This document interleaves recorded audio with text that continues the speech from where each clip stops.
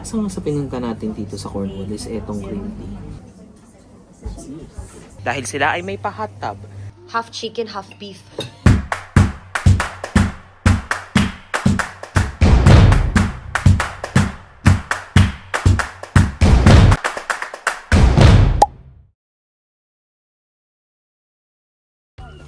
Ang tahimik ng Cornwall ngayon. Grabe.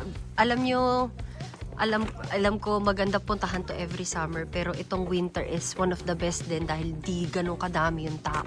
Kasi yung lamig kaya nyo namang withstand, mag-triple, quadruple na lang kayo ng mga damit eh. Sa taas ng mga inaahon dun, okay rin na di ba? Na malamig kasi hindi ka masyadong pagpapawisan.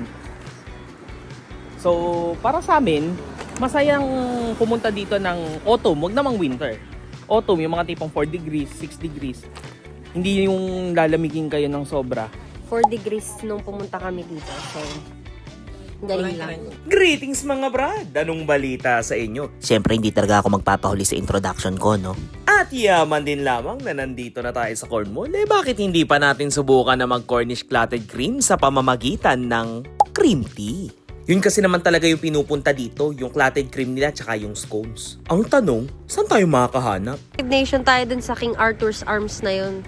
Talagang pub lang pala talaga siya. Pero nag-advertise pa din sila na may cream tea sila. Pero ayun, lumipat na tayo ng restaurant. Nandito tayo sa Charlie's. Ang Cornish butter. May hot chocolate din sila. At matapos nga nating mabigo doon sa unang pub, nakahanap din tayo ng mukhang mas aesthetic na kainan. Kaya tara, tingnan natin kung anong meron sila. Sa mga sa pinunta natin dito sa Cornwall is etong cream tea. So, naghanap kami ng restaurants na nasa-serve ng cream teas na legit. Hindi man legit. Yung authentic ba? Hindi nga, authentic. Ano ba? Traditional. At para nga mas maintindihan natin ang heritage na itong cream tea na to, nagsimula daw to noon sa company na tinatawag na Roda, which is yun din naman yung pinakasikat na gumagawa ng clotted cream. So, ang sistema, dahil nga daw very rich yung supply ng dairy dito sa Cornwall, naisipan na itong mag-asawang Roda na to na gumawa ng clotted cream. Ngayon, yung clotted cream naman na yun, in-enjoy ng mga monks na eterno doon sa mga scones nila. And yun na yung naging lagi nilang merienda. And syempre, dahil tayo ay nasa Inglaterra, hindi mawawala ang tsaa. Kaya, ayun na, pinanganak na yung cream tea. Marami din namang variations tong mga cream tea na to. Pwede mo siyang eterno sa kape, hot chocolate, and pwede rin naman talaga sa original na tsaa. Pero syempre, nakadepende na sa iyo yun. Kung gusto mo talaga masubukan yung pinaka-authentic, edi umorder kayo ng traditional na cream tea nila with Cornish black tea. Tulad na itong ginawa ko. At syempre naman, dahil si Mrs. nga hindi naman mahilig sa tsaa, tinernohan niya naman to ng hot chocolate. Tulad nga ng sinabi ko kanina, maraming variations to. So dito, sa restaurant na to, nagsaserve din sila ng savory version ng cream tea kung saan bibigyan kanila ng onion chutney na merong Cornish butter. Wow, British accent. We're in England din Anyway, bakit nga ba hindi na lang natin tikman tong mga to? Dahil pa sinasabi.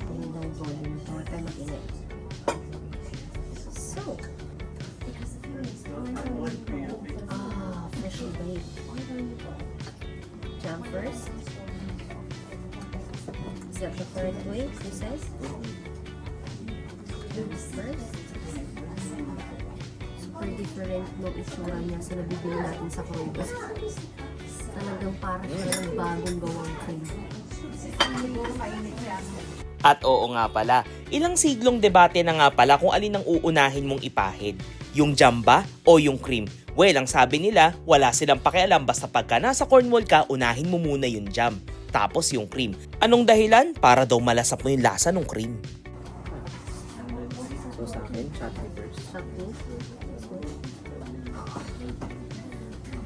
Para savory siya. And then that's Cornish butter. Mga vlogger friends talaga. Wala namang followers.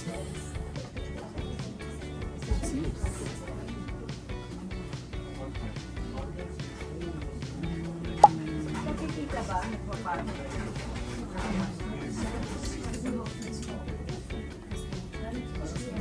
Wow. Ibang-iba talaga sa Croydon, promise.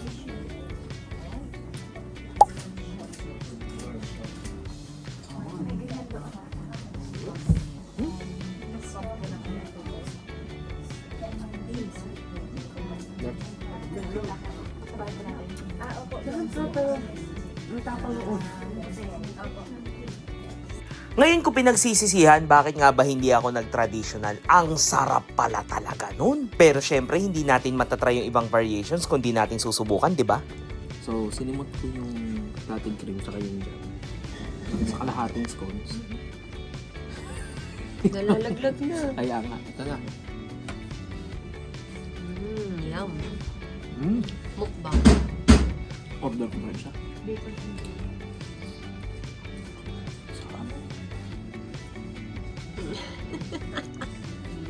Okay.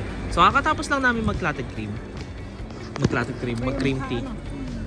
Ngayon, paglabas namin, etong nakita namin. Si Santa Claus. Na mukhang lasing pa from last night. So, hindi ko alam kung napasobra ba siya sa milk and cookies. Pero, ayan siya. Yun lang naman talaga yung ginawa namin ngayong araw na to. Kaya tara, bumalik na tayo dun sa accommodation. Kasi meron pa tayong gagawing mas matindi mamaya. Meron po tayo dito mga kaibigan na ate na nagngangalang Roy. Na pinipilit ipaghiwa-hiwalayin. Yung 2,000. 2,000 ba yan ate? Oh, hindi. 1,000. 1,000 piraso ng mga puzzle pieces na pinaghalo-halo ni Zay. At tulad nga ng sinabi ko, eto na yung matinding to. Tara, subukan natin.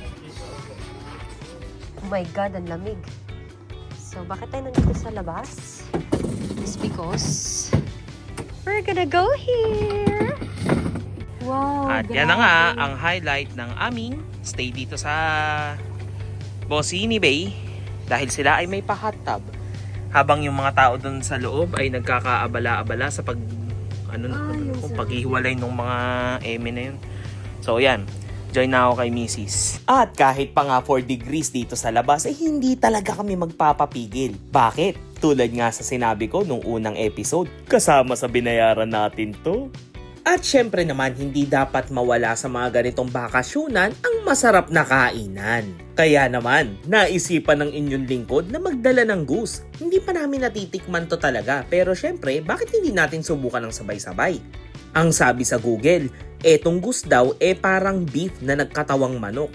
Dahil ka-texture at kalasa daw to ng beef. So kaya naman, niluto ko siya ng parang beef din, roasted. Habang kinakatay ko nga itong goose na to, gusto ko lang i-share sa inyo itong experience namin dito sa Cornwall. Isa talaga sa pinakamatipid na paraan ng pagre-rent ng mga lodge na tulad nito para makapag-explore ka dito sa lugar na to nang hindi ka na gumagastos ng ganun kalaki.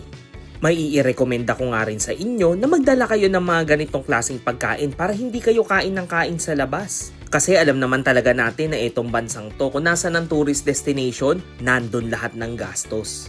Kaya naman, highly recommended talaga na magdala na lang kayo ng mga lulutuin nyo.